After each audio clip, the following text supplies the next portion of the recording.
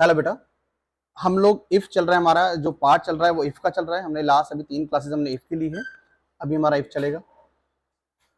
एक छोटा सा डेटा बनाते हैं और कुछ क्वेश्चंस करते हैं सब। आज एक रोल नंबर वाला डेटा बना लो और सब्जेक्ट 3 ही लिख लेना, काफी है। सब्जेक्ट 3 लिख लेना काफी है। एक रोल नंबर वाला डेटा बना लो बेटा।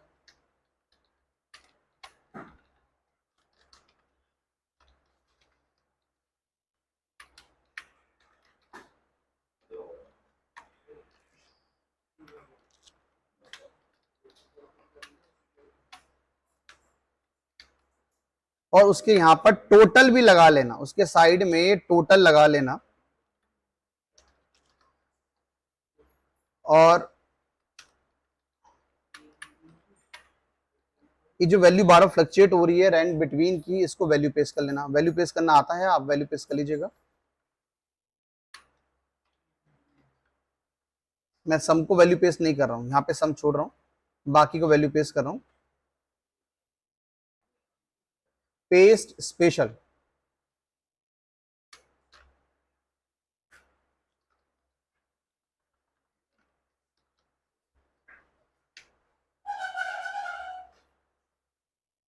ठीक है, यहां हम लगाएंगे पास फेल।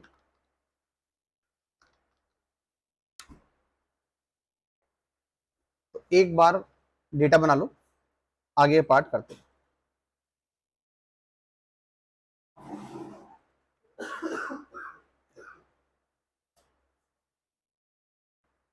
कंडीशन ये है साहब, कंडीशन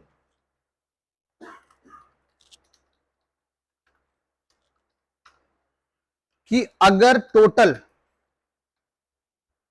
150 से ज्यादा है तो पास।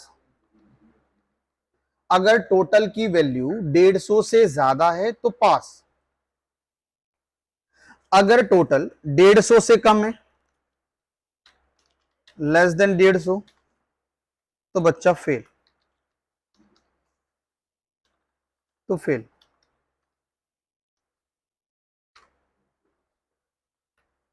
कंडीशन है कि अगर टोटल की वैल्यू, टोटल 150 से ज्यादा है तो बच्चा पास, अगर 150 से कम है तो बच्चा फेल। आसान है, बिल्कुल इजी है। 2 आंसर है, एक इफ लगेगा, लगा दोगे। तो सब एक बार पहले ट्राई करो, आप खुद से ट्राई करो। 2 आंसर है, या तो पास या तो फेल। लगाइए, एक बार लगाइए साहब, एक बार।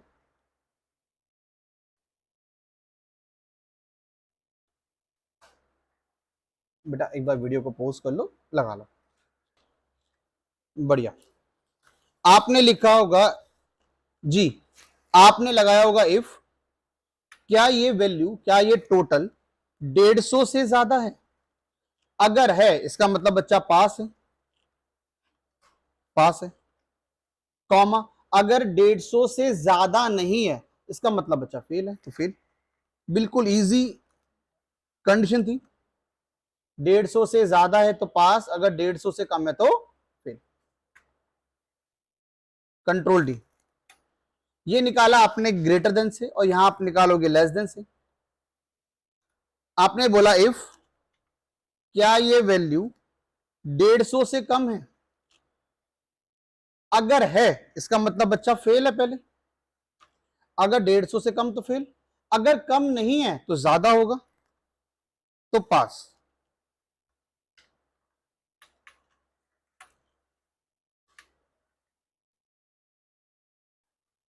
अच्छा, हमने इस पे लगा दिया G4 पे, सॉरी F4 पे लगाना चाहिए था मुझे, गलती से मैंने G4 पे लगा दिया।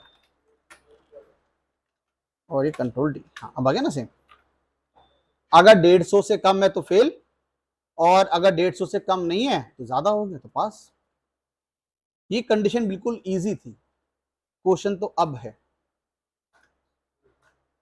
साहब, ये तो हो गया होगा सबका। हाँ जी,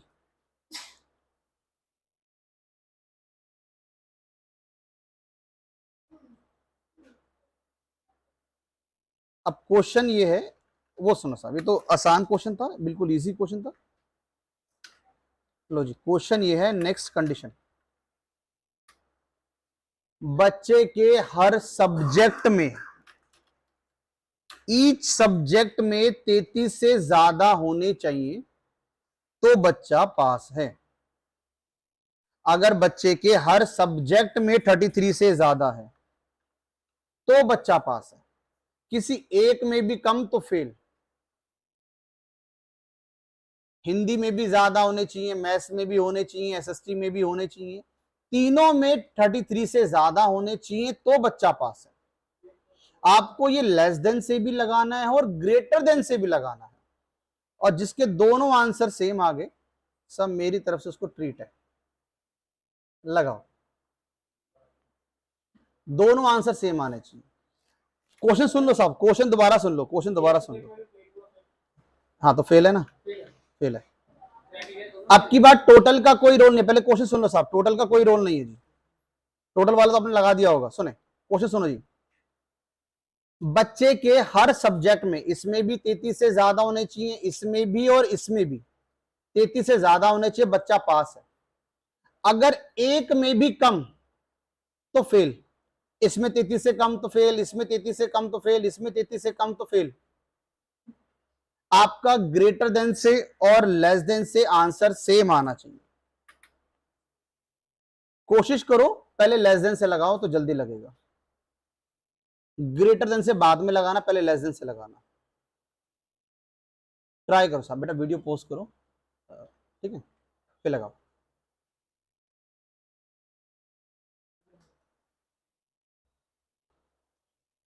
बेटा पहले लेस देन से लगाओ फिर ग्रेटर देन से लगाओ, ठीक है। पहले लेस देन यूज करेंगे, जब एक बार लेस देन से लग जाएगा आपका, लेस देन जल्दी लग जाएगा, वो लग भी जाएगा। ग्रेटर देन आपको दिक्कत करेगा, ठीक है। ग्रेटर देन बाद में ट्राई करना, पहले लेस देन ट्राई करो, वो लग जाएगा आपका, ठीक है। आओ जाओ समझते साहब एक बार, देखो जी, देखो सामने देखो एक बार, आपने लगाया इफ, लेस देन वाला इजी था, आपने बोला क्या ये वैल्यू 33 से कम है, अगर कम है तो फेल, चेक करने की जरूरत ही नहीं, हमने बोला किसी एक में भी फेल तो फेल, आपने यही बोल दिया फेल। अगर वो आगे भी फेल होगा तो चेक करने की जरूरत ही नहीं पड़ेगी, अगर पहले ही सब्जेक्ट में फेल है तो फेल बोल दिया आपने सीधा। अब आप दूसरा सब्जेक्ट चेक कर रहे हो, इफ क्या इसमें उसके 33 से कम है, अगर है तो फेल। अगर पहले वाला मिल गया तो पहला आंसर आ जाएगा, दूसरे मिला दूसरा आंसर आ जाएगा, कॉमा। आपने फिर लिखा फेल, क्या इफ क्या ये वाली वैल्यू 33 से कम है, अगर है तो फेल। मतलब आपने तीनों के लिए तीन आंसर डिफाइन कर दिए, अगर तीनों में कम नहीं है तो फिर हमारे पास एक आंसर बचा फॉल्स का, वहां पे हमने डिफाइन कर दिया पास। अगर तीनों में कम नहीं है इसका मतलब ज्यादा है, मतलब बच्चा पास है। आपने तीन इफ लगाए थे, एक दो तीन, तीन लगाए और तीन क्लोज कर दिए, ठीक है साहब। अगर आपने ग्रेटर देन में इस तरह से लगाया, इफ क्या ये वैल्यू ज्यादा है 33 से और है तो पास, ये हो गया गलत। अभी गलत क्यों होगा समझो, आपने बाकी के दो सब्जेक्ट तो चेक करे ही नहीं, और आप बिना चेक करे यहां पर आंसर डिफाइन कर रहे हो, इसका मतलब ये है कि अगर मैं इन दोनों में जीरो भी ले आऊं ना तब भी बच्चा यहां पास है। क्यों?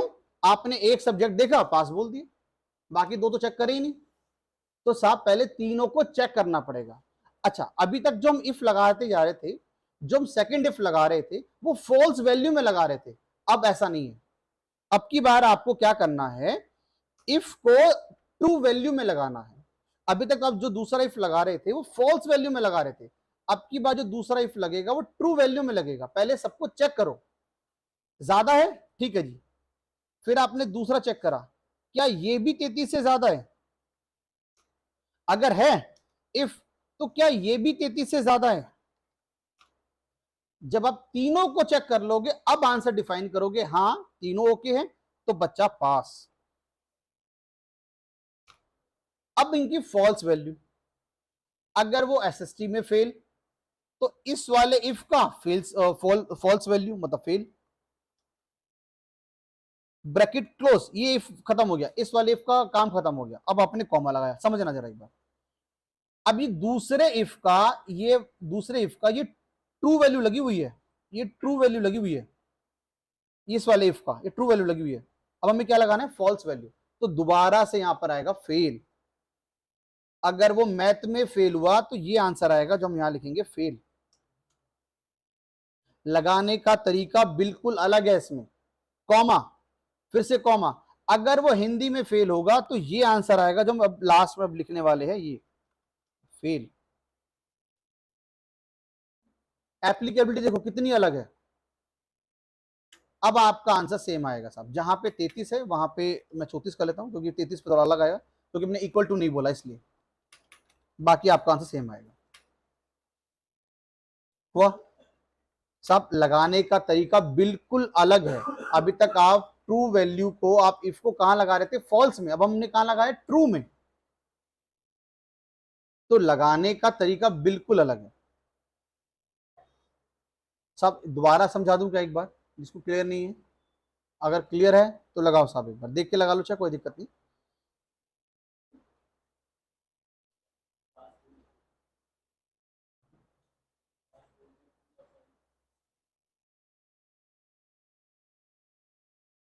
बेटा वीडियो को पॉज कर लो एक बार, ठीक है, और लगा लो। रोहित, गौरव लगा। अगर आपको इक्वल टू लगाना हो तो इक्वल टू कहां लगाओगे, 33 या 33 से ज्यादा तो बच्चा पास, तो कहां लगाओगे, ग्रेटर देन वाले में। बच्चे की 33 या 33 हो या 33 से ज्यादा हो तो आप यहां लगा सकते हो ग्रेटर देन। तो आप अगर 33 भी लिखा होगा तो आपका आंसर सही आएगा, राइट। अगर मान लो 33 लिखा है, अब आपका आंसर सेम आएगा। पहले नहीं आता, इसलिए मैंने यहाँ पे 33 से 34 कर दिया था। लगा लो साहब एक बार, हो गया होगा सबका।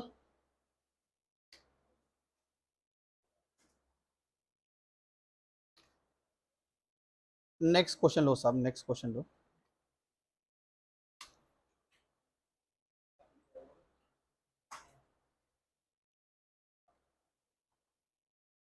यहाँ पे मैं वापस टोटल लिख रहा हूँ, मैंने हटा दिया था, मैं वापस टोटल लिख रहा हूँ इसका।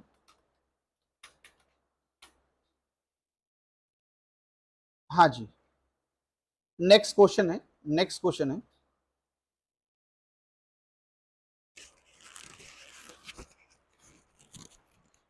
अगर 250 से ज्यादा मार्क्स है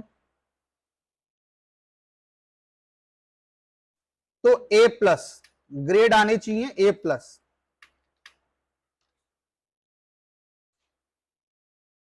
अगर 200 से ज्यादा मार्क्स है तो बी प्लस। अगर 170 से ज्यादा है तो सी प्लस। और अगर 150 से ज्यादा है तो डी प्लस। और अगर बिलो है, 150 से बिलो है, बिलो, ठीक है जी, तो ई प्लस। लगाना सब एक बार, ग्रेड लगाना। कंडीशन है 200 से ज्यादा तो ए प्लस, टोटल का, हम टोटल की बात कर रहे हैं। अगर टोटल मार्क्स 250 से ज्यादा है तो ए प्लस, 200 से ज्यादा है तो बी प्लस, 170 से ज्यादा है तो सी प्लस, 150 से ज्यादा है तो डी प्लस, अगर 150 से कम है तो ई प्लस। बिल्कुल सिंपल सा है, लगाइए।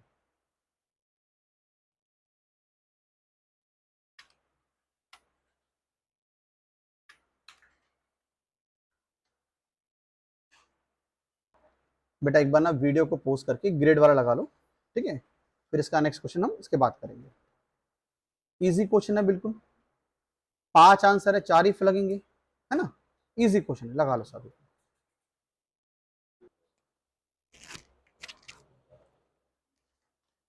हाँ जी, आपने लगाया होगा,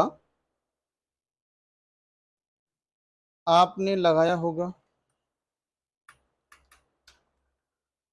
इफ, क्या ये वैल्यू 250 से ज्यादा है? अगर है तो ए प्लस। फिर इफ क्या ये वैल्यू 200 से ज्यादा है? अगर है तो साहब बी प्लस। इफ क्या ये वैल्यू 170 से ज्यादा है? अगर है तो सी प्लस। फिर इफ क्या ये वैल्यू 150 से ज्यादा है? अगर है तो डी प्लस। अगर ये 150 से भी ज्यादा नहीं है तो सब कम होगा। तो एक आंसर बचा हुआ, एक फॉल्स बचा हुआ, तो फॉल्स में लगाए थे। अगर ज्यादा नहीं होगा 150 से तो कम ही होगा। तो ई प्लस, आपने 4 इफ लगाए तो 4 ब्रैकेट बंद होगी, 1 2 3 4 और एंटर। ये आपका आंसर आया साहब। हाँ, ये आपका आंसर आया साहब। ठीक, ये आंसर है। अब नेक्स्ट क्वेश्चन, तो आपने लगा दिया होगा। नेक्स्ट क्वेश्चन, अगर ये नहीं लगाया तो बेटा वीडियो को पोस्ट करके पहले ही लगा लो। अब सुने साहब नेक्स्ट क्वेश्चन। अब हमें ग्रेड यहां नहीं निकालनी, जहां जो आपने ऊपर निकाले हैं यहां नहीं निकालने, यहां नहीं निकालने, आपको नीचे निकालने हैं। यहां लिखना है रोल नंबर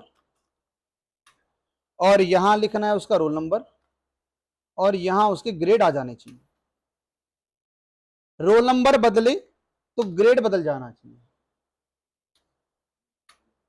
और यहां से ग्रेड मत लेना, ये मत लेना सब, ये मैं हटा रहा हूं।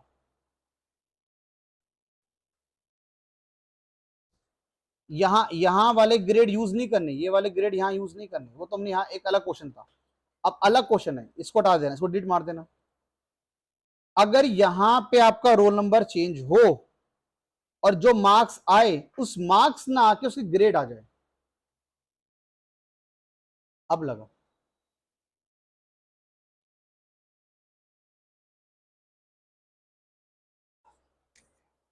अब लेवल धीरे धीरे ऊपर नीचे होता रहेगा। अब इसमें क्या क्या लगा? हाँ, वी लुकअप लगा और इफ लगा। अब लगा ये सब।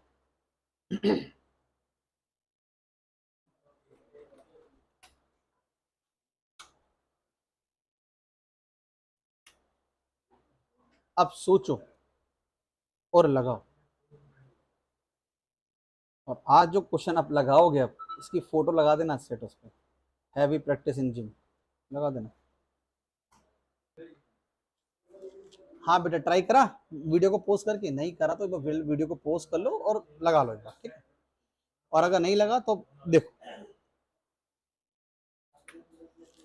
आपको पहले 104 रोल नंबर के पहले आपको मार्क्स चाहिए थे, क्योंकि उस मार्क्स के ऊपर हमें इफ का फॉर्मूला लगाना था। तो पहले मैं यूज कर रहा हूं साहब simple V lookup. V lookup, ये लुकअप वैल्यू है, जो वैल्यू आपको ढूंढनी है। सदबीर जी अब सामने देखो एक बार,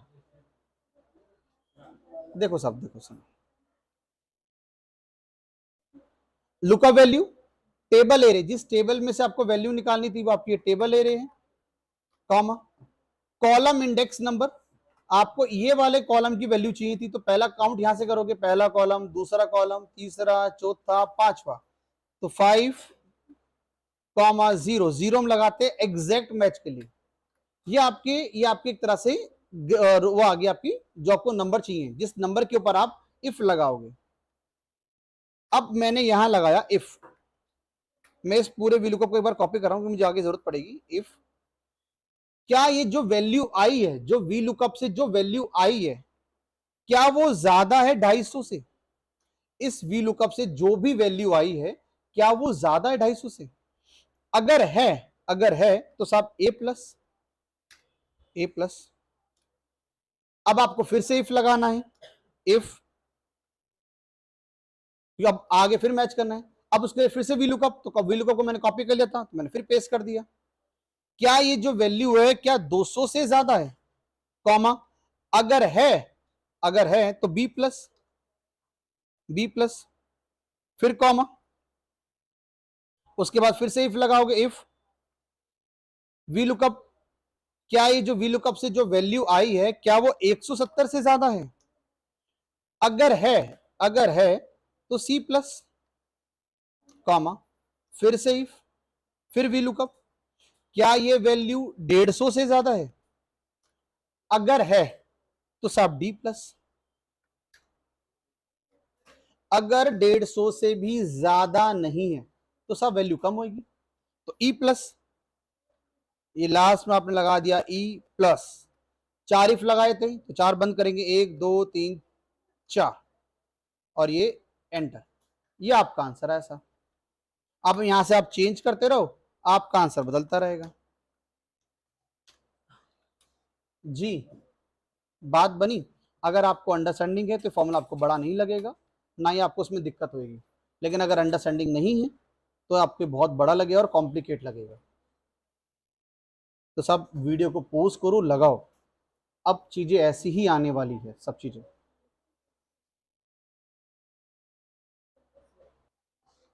हाँ जी बेटा। तो एक आज अभी हम एक इनकम टैक्स निकालना सीख रहे हैं अभी 2-4 मिनट में, ठीक है, ताकि उसको हम जब कल आएंगे तो उस फॉर्मूले को हम अप्लाई करेंगे इनकम टैक्स को, वो मैं आपको होमवर्क में देके जाऊंगा।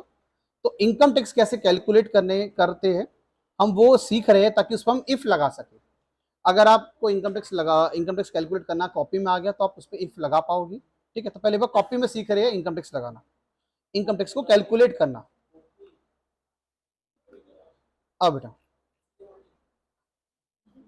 सुनो जी, सुनो। इनकम टैक्स हम टैक्स निकालना सीख रहे हैं किसी भी इंडिविजुअल का। कोई भी सिंगल पर्सन है, या तो वो जॉब करता है या तो बिजनेस करता है, या तो वो जॉब कर रहा है या तो बिजनेस कर रहा है, और उसकी एज 0 से लेकर 59 तक है, उसके लिए हम ये केस सीख रहे हैं। जो हम टैक्स निकालना सीख रहे हैं इसको बोलते हैं स्लैब रेट।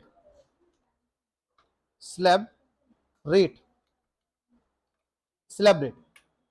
गवर्नमेंट कहती है अगर आपकी इनकम, पूरे साल की इनकम 0 से लेकर 2.5 लाख रुपए तक है तो उस पर कोई भी टैक्स नहीं लगेगा, 0%, नो टैक्स। अगर आपकी इनकम, पूरे साल की इनकम 0 से लेकर 2.5 लाख रुपए तक है तो कोई भी टैक्स नहीं लगेगा, 0%। अगर आपकी इनकम 2.5 लाख से लेकर 5 लाख रुपए तक है तो साहब उस पर 5% का टैक्स लगाया जाएगा, जितना एक्स्ट्रा होगा उसके ऊपर। जितना एक्स्ट्रा होगा 2.5 लाख से, उसके ऊपर 5%। अगर 5 लाख से भी ज्यादा है, 10 लाख तक, तो उस पर 20% का टैक्स लिया जाएगा। अगर 10 लाख से भी ज्यादा है, अबव जितना मर्जी हो, 15 लाख, 20 लाख, 1 करोड़, 2 करोड़, 10 लाख से ऊपर जितना भी हो, उस पर गवर्नमेंट लेती है 30%, एक्स्ट्रा के ऊपर 30%। जी अगर 10 लाख से भी ज्यादा है तो 30%। Add health and education cess 4%, ये टैक्स के ऊपर लगाया जाता है। ऑन टैक्स, जो आपका टैक्स आएगा उसके ऊपर 4% का टैक्स और ऐड कर दिया जाएगा। मैं इसका एक बार क्वेश्चन करवा रहा हूं साहब। 0 से लेके 2.5 लाख तक कोई भी टैक्स नहीं है, 2.5 लाख से 5 लाख 5%, 5 लाख से 10 लाख 20%, और 10 लाख से ज्यादा 30%। मान लो किसी पर्सन की इनकम है 18 लाख रुपए, किसी पर्सन की इनकम है 18 लाख रुपए। अगर इनकम है जी 18 लाख रुपए, कैसे करना है पहले कॉपी में समझ लो सब। कॉपी में कैसे करना है, आपको लिखना है स्लैब, फिर लिखना है आपको डिफरेंस, रेट और टैक्स अमाउंट। टैक्स अमाउंट पहले स्लैब लिखना है, रेट डिफरेंस लिखना है, रेट और टैक्स अमाउंट। अब क्योंकि हमने, हमारी इनकम है 18 लाख रुपए, हमने ये तीनों लिमिट क्रॉस कर ली है, ये तीनों लिमिट क्रॉस कर ली है, तो ये तीनों लिमिट तो हमारी पूरी पूरी आएगी। 0 से लेके 2.5 लाख, इन दोनों का डिफरेंस 2.5 लाख माइनस 0, डिफरेंस आया साहब 2.5 लाख। रेट है 0%, दोनों को मल्टीप्लाई करा देना, आंसर आएगा 0। भाई 2.5 लाख तक तो वैसे भी 0 है, आप चाहो तो डायरेक्ट 0 लिख लो, कोई दिक्कत नहीं है। अच्छा आगे 2.5 लाख से 5 लाख, क्योंकि हमने ये भी क्रॉस कर लिया है तो दोनों का difference 5 lakh minus 2.5 lakh, answer आया 2.5 लाख। उसका 5%, जो डिफरेंस आया उसका 5%, दोनों को मल्टीप्लाई करा दिया, 12,500, 5 लाख से लेकर 10 लाख तक, क्योंकि हमने 10 लाख की लिमिट क्रॉस कर ली है तो वो भी पूरी पूरी आएगी। दोनों का डिफरेंस 10 लाख माइनस 5 लाख, 5 लाख। 20%, ये वाली जो स्लैब है वो 20% पे टैक्स है। 5 लाख का जो टैक्स है 20% पे है। दोनों को मल्टीप्लाई करा, ये आपका आंसर आया साहब 1 लाख। अब 10 लाख से ज्यादा वो जहां तक पहुंच पाया है, वो कहां तक पहुंच पाया साहब? 18 लाख तक पहुंच पाया है। वो 18 लाख तक पहुंच पाया है। दोनों का डिफरेंस 8 लाख, दोनों का डिफरेंस 8 लाख। 30%, 30%, दोनों को मल्टीप्लाई करा, 2,40,000। आपने सारे टैक्स को जोड़ा,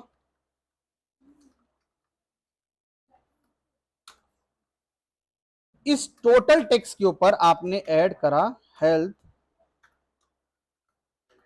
एंड एजुकेशन सेस 4%, इसका 4%। फिर आपने दोनों को जोड़ दिया, दोनों को आपने ऐड कर दिया जी, this value plus this value. ये आपका आ गया साहब टोटल टैक्स जो गवर्नमेंट को पे करना है। सब एक बार लिख लो, 1-2 क्वेश्चन मैं दूंगा, कॉपी में करना, तब इसको हम इफ के फॉर्मूले से सॉल्व करेंगे। मान लो हमारी कंपनी में 100 इंप्लॉय है, 100 इंप्लॉय का टैक्स कैसे निकलेगा उसकी सैलरी पे, तो एक साथ निकालने के लिए हमें इफ का फॉर्मूला सीखना पड़ेगा बेटा। तो पहले एक बार कॉपी में निकालना सीखते हैं, क्योंकि जब हम अकाउंट्स करेंगे, जब हम किसी की अकाउंटिंग कर रहे हैं, तो ये सब चीज आनी चाहिए। एक बार लिख लो उसको, एक बार ऊपर का स्लैब भी लिख लो एक बार। थोड़ा सा मैं ऊपर तो लिख लिया होगा आप लोगों ने, लिख लो सब एक बार बेटा, एक बार वीडियो को पोस्ट करके लिख लो एक बार। तो बाकी का बेटा करते हैं नेक्स्ट क्लास में। इसके 1-2 क्वेश्चन मैं आपको कल भी कराऊंगा, फिर कल हम इस पे इफ लगाएंगे और इस क्वेश्चन को हम इफ से सॉल्व करेंगे। तो आज के लिए इतना ही, मिलते हैं नेक्स्ट क्लास में। Bye bye, take care. एक बार कर लो और एक होमवर्क कर लेना, अगर समझ में आ गया हो तो एक बार 9 लाख का कर लेना और एक 12 लाख का निकाल लेना टैक्स। ठीक है, 9 लाख का टैक्स निकाल लेना इनकम का और 12 लाख इनकम का टैक्स निकाल लेना है। ठीक है, बाकी एक बार नेक्स्ट क्लास में करते हैं। आज के लिए इतना ही, बाय बाय, टेक केयर। इसकी फोटो मैं आपके ग्रुप में भेज दूंगा बेटा।